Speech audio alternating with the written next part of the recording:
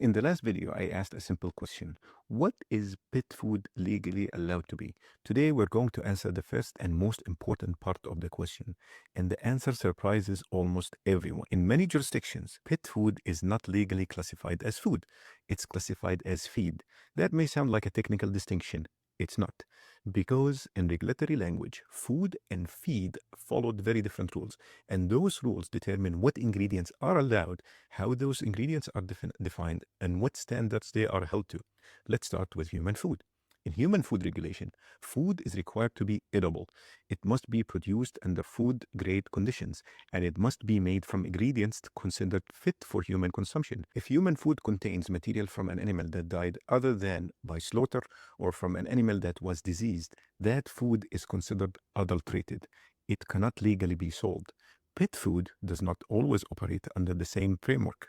Instead, it's often regulated under commercial feed laws. Feed has its own ingredient definitions, its own standards, and its own allowances.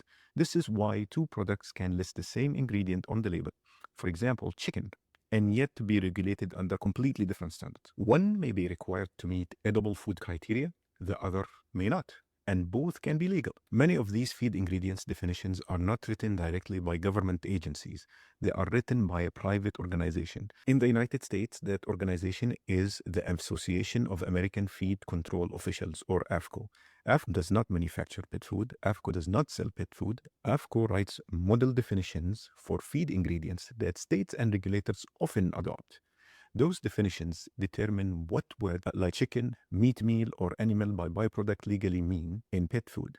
Here's the key point. The legal definition of an ingredient in feed does not always match the definition of that same ingredient in food. That difference is legal, and it's rarely explained to pet owners. This doesn't mean labels are lying. It means labels are operating inside a regulatory category most people don't realize exists. If you're watching this in Canada, you might be thinking, that's the United States. Surely Canada is different. I used to believe that too. But in practice, Canada mirrors many of these frameworks. We do not have a single comprehensive federal pet food act.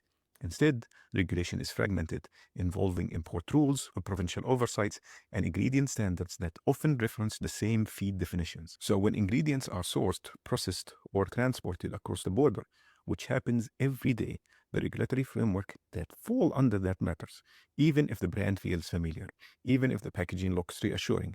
This is not a distant issue, it's a local one. I want to be very clear about something.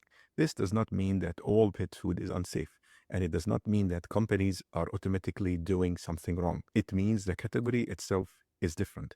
And if you don't know that, labels can be deeply misleading, even when they are technically accurate. When pet owners hear the word food, they naturally assume human food standards. But legally, that assumption is not always correct.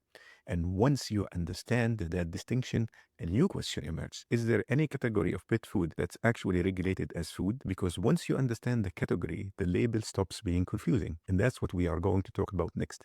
There is a legal distinction that matters, and understanding it brings clarity, not fear. In the next video, we're going to define one of the most misunderstood terms in pet nutrition, human grade, what it legally means, what it does not mean, and how to use that information without getting overwhelmed. If this video raised questions, that's a good thing.